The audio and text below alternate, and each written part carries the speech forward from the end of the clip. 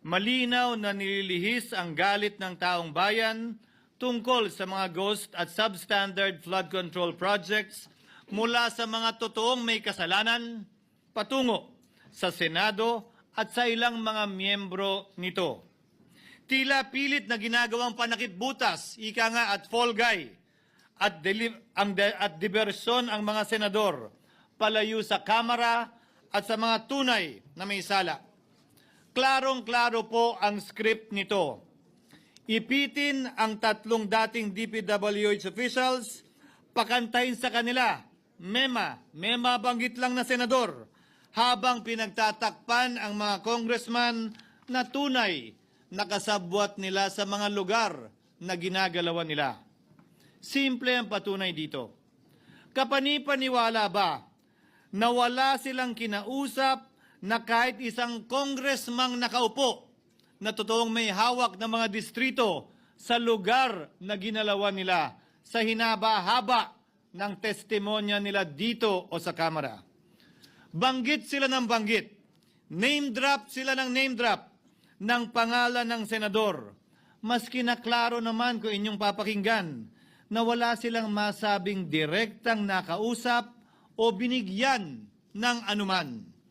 Lahat ito para lamang ipako ang mga senador sa media at sa publiko at ilayo ang atensyon sa Kamara at mga congressman.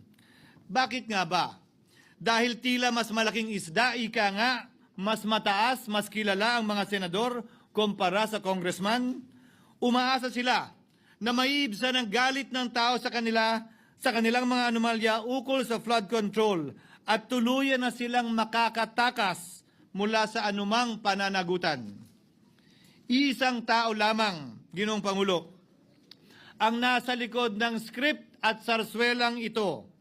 Siya ang dahilan ng kaguluhan, pagkakaaway-away, pagkakawatak-watak na ngayon yumayanig sa ating bayan, maprotektahan lamang ang sarili niya. Ang pangalan niya ay matagal nang bulong-bulungan sa bawat sulok ng bansa, pero ngayon, unti-unti nang sinisigaw ng taong bayan.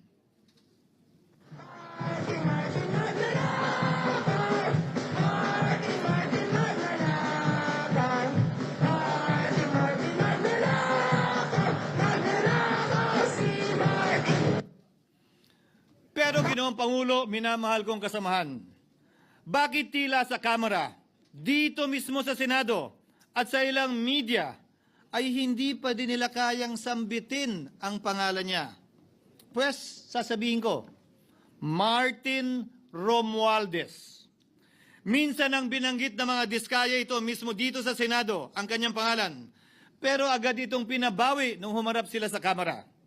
Binanggit ni Master Sergeant Gutesa ang kanyang pangalan. Pero ultimo notaryo, natunto nila at pinabawi nila ang pagnotaryo. Buti na lang, huli na't nasabi na niya ang pangalan ni Martin Romualdez na pinanumpaan dito mismo sa ating Blue Ribbon Committee. Hindi ba't si Ginoong Gutesa hindi ba't si Sergeant Gutesa lamang ang bukod tanging testigo na walang kinalaman, hindi sangkot sa flood control issue, walang hininging immunity, deal o proteksyon kapalit ng kanyang pagtestigo? Siya ang kauna-unahang nagtestigo na personal na naghatid ng pera sa bahay mismo ni Martin Romualdez.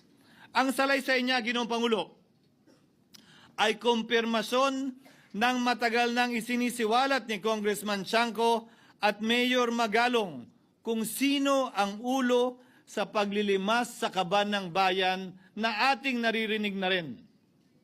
13,803,693 with Congressman Saldico as proponent. For the record, ang binabanggit po nating Representative Elizalde, siya po yung chairman ng House Appropriations Committee. Walang kaduda-duda yan. Ito nga, hirap na hirap silang banggitin pa yung isa sa mga mastermind nila dyan, si Saldico. Hirap na hirap pa silang banggitin. May isa pang mas mataas sa kanya? Hindi naman gagalaw yun kung walang... Siyempre, hindi naman gagalaw yun kung walang pahintulot yung mas mataas sa kanya. Which is the House Speaker. 330 Ginoong Pangulo, pahintulutan niyo po ako magkwento ng konti upang patotohanan ang mga salitang ito. Taong 2023 nung tinalaga si Ginoong Kiko Laurel bilang kalihim ng kagawaran ng agrikultura. Bilang suporta sa kanyang mandato, tinanong ko noon ang isang simpleng katanungan sa budget process natin. Bakit mas malaki ang pondo ng flood control kesa sa agrikultura? Why is it that the budget for flood control is bigger than the budget of the Department of Agriculture or the agriculture sector as a whole? The fifth biggest allocation, not even a department, is flood control. And allocating a measly 31 billion for irrigation, for rice. Why? Pagkatapos po noon, tinulungan ko siyang bawasan ang flood control budget at idagdag sa 2024 budget ng Department of Agriculture. Aniya, tumawag daw sa kanya si Congressman Zaldico dahil pinapatanong daw ni Speaker Romualdez, bakit binawasan ang pondo ng flood control? Ngunit wala nang nagawa si Congressman ko dahil sinabi niyang pasayan ng Pangulo.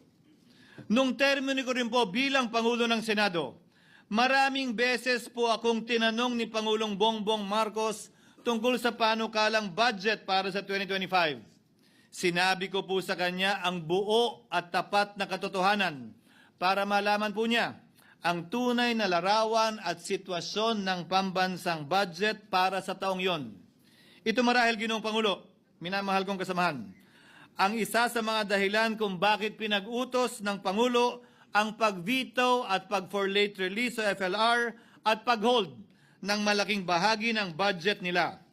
Marahil, isa rin ito sa mga dahilan kung bakit ninais ng Pangulo na matanggal si Congressman Zaldico bilang chairman ng House Committee on Appropriations dahil sa mga inilahad ko at marahil na-discover din ng Pangulo kaugnay sa 2025 budget.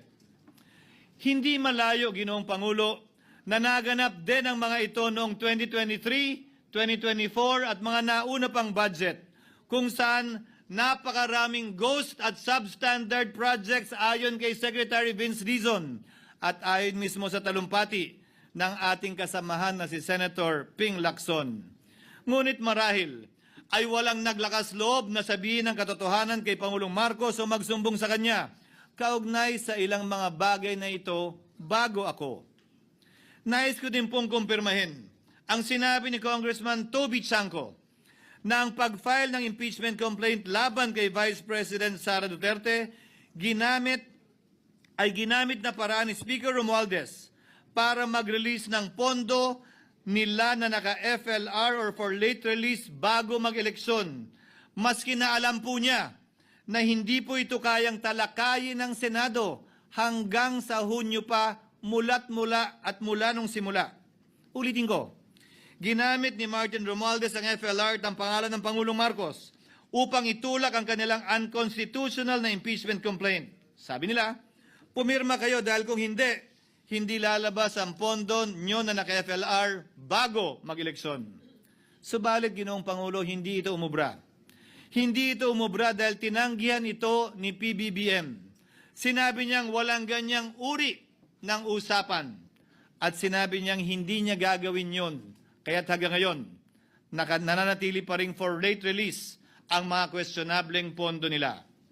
And that is why, Mr. President, distinguished colleagues, at the height of the impeachment controversy and amidst the passion of some sectors to remove the Vice President at all costs, I urged prudence and level-headedness because I knew that greed and not accountability was the reason behind it. In the end, Mr. President, the Supreme Court vindicated us. The Supreme Court vindicated us by saying, among others, quote, "There is a right way to do the right thing at the right time. This is what the rule of just law means." Close quotations. Ginoong Pangulo, sinisi po sa akin ni Speaker Romualdez ang pagkakatanggal kay Congressman Zaldico. Sinisi po niya sa akin ang pag-FLR or for late release ng kanilang mga proyekto. Sinisi po niya sa akin ang pagkakadismiss ng impeachment complaint laban kay VP Sara na nakikita niyang makakatunggali niya sa susunod na halalan. Sinisi din niya po sa akin ang pagkakasira ng kanilang maitim na balakin sa 2025 budget na nagawa nila ng walang balakid na mga nagdaang taon. Ginoong Pangulo, naging tapat ako at ginawa ko lamang ang aking tungkulin. Kung ano ang tingin kong tama at nararapat para sa bansa at sa sambayanan. Subalit, sa kabila po nito, nagsimula na ang lahat ng bira, paninira at kaso laban sa akin at sa Senado. At ang nasa likod ng lahat ng ito, walang iba kung hindi si Martin Romualdez. Ika nga ni Mayor Magalong na ngayon lamang nakita ko sinisiraan na rin ngayon. Bakit ko ba nilabanan at binisto sila Speaker Romualdez mula noon hanggang ngayon kung kasabwat at kasapakat lang din nila ako? Hindi ko po gagawin yon. Sa ng tennis court ang